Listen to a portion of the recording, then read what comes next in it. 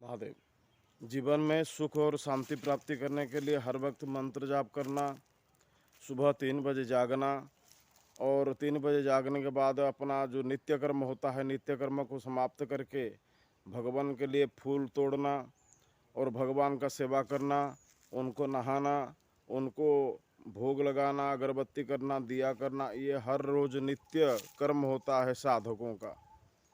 तो साधना के मार्ग में नित्य जो कर्म किया जाता है उसको करना ज़रूरी है।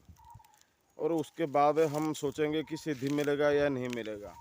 सिद्धि तो दूर की बात है, लोग आजकल सुबह उठकर भगवान को प्रणाम नहीं करते हैं, ना ही उनका पूजा करते हैं, ना ही सेवा करते हैं। लेकिन कई सारे कमेंट करते हैं कि हमें एक मंत्र दे दो और हम उसको जाप करेंगे और सिद्धि लाभ कर लेंगे। मंत्र तो दिया जाएगा आपको, आप जाप भी करेंगे लेकिन आपको सिद्धि नहीं मिलेगा। सिद्धि इसीलिए नहीं मिलेगा क्योंकि आपका रूटीन ऐसा ही नहीं है। आपका रूटीन मतलब क्या होता है कि रोज़ इतने बजे मैं उठूँगा, यानी कि 3 बजे जागूँगा, उसके बाद भगवान का सेवा करूँगा, पूजा करूँगा, अगरबत्ती करूँगा, दिया करूँगा, उनके भाव में उनके लिए भक्ति भाव रखूँगा और भक्ति में ही डूबा रहूँगा। जब तक आप भक्ति में लीन ना हो जाते हैं, जब तक आपका मन भगवान के प्रति ना लगता है, जब तक आप भगवान के प्रति या किसी इष्ट के प्रति पूरा समर्पण भाव आपके अंदर नहीं है, तब तक आपका कोई सिद्धि नहीं हो सकता है। चाहे गुरु कितना बड़ा हो, भगवान दत्तात्रेय भी आके या ब्रह्मा जी को भी गुरु बना ले या शिव जी को भी गुरु बना ले, तो भी आपका कोई भी कर्म सिद्धि नहीं होता है। इसीलिए नहीं होगा क्योंकि आपके अंदर भक्ति ही नहीं है।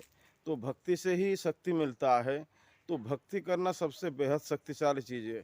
तो भक्ति करना सीखिए और रोज़ नित्य कर्म में पूजा में ये पूजा करना सीखिए। और पूजा कैसे करते हैं उसको सीखने के बाद आप भक्ति कैसे करते हैं उसको सीखिए।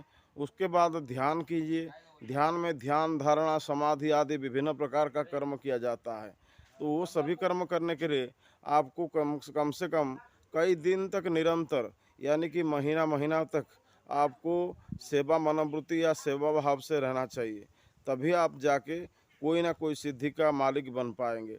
सिद्धि का मालिक बनना कोई छोटा बात नहीं है या बड़ा बात भी नहीं है, क्योंकि जितना आप पूजा करेंगे, जितना आप भक्ति लगाएंगे, उतना जल्दी ही आपको सिद्धि मिलेगा, उतना जल्दी ही आपके प्रति भगवान या भगवती का कृपा प्राप्त होगा।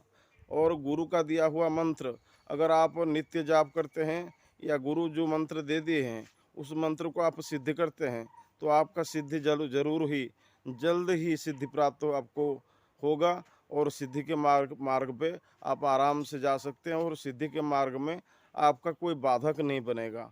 तो इसीलिए हमारे पास जितने भी लोग आते हैं, हम पहले शिक्षा देते हैं कि पहले कैसे प्रारंभिक, जैसे कि पहली क्लास होता है, जैसे कि ABCD ऐसे सिखाते हैं पहले, वैसे ही हम शिष्यों को पहले शिक्षा देते हैं।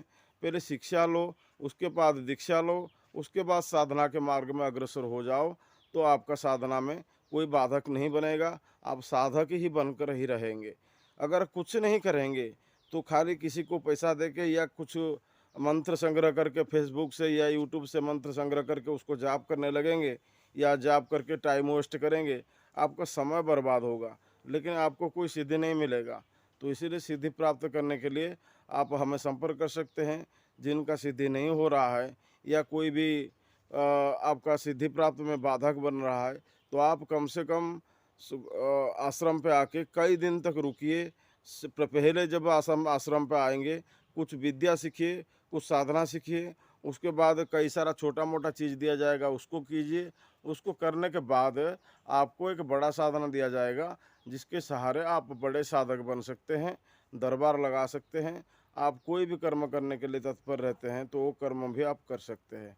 लेकिन जब तक आप कोई शिक्षा ग्रहण नहीं किए हैं तो आप तब तक आपको लोग अशिक्षित कहेंगे, शिक्षित व्यक्ति कभी नहीं कहेंगे। तो पढ़े लिखे आदमी को नौकरी तुरंत मिल जाता है, लेकिन जो पढ़ा लिखा नहीं है वो अगर सर फोड़ देगा तो भी उसे नौकरी नहीं मिलेगा।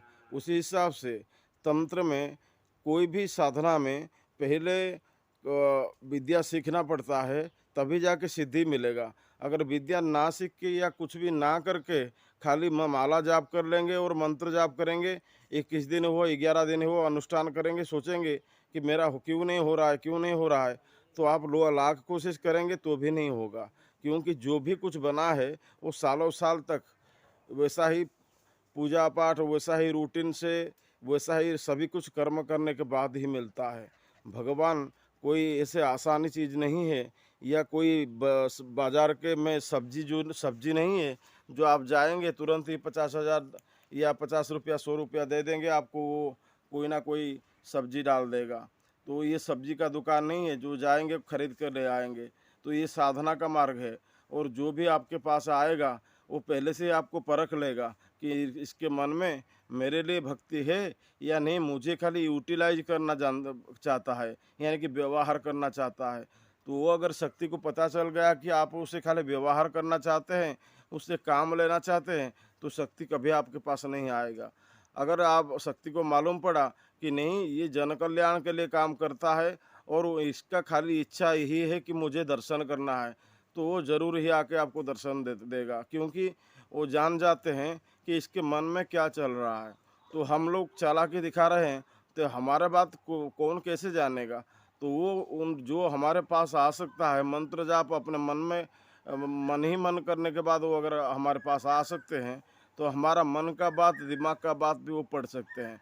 तो इसीलिए सरल बनिए साधना में कठोर मत बनिए, साधना में क्रोध को वर्जित कर दीजिए, क्रोध नामक चीज़ को बलि दे दीजिए साधना में।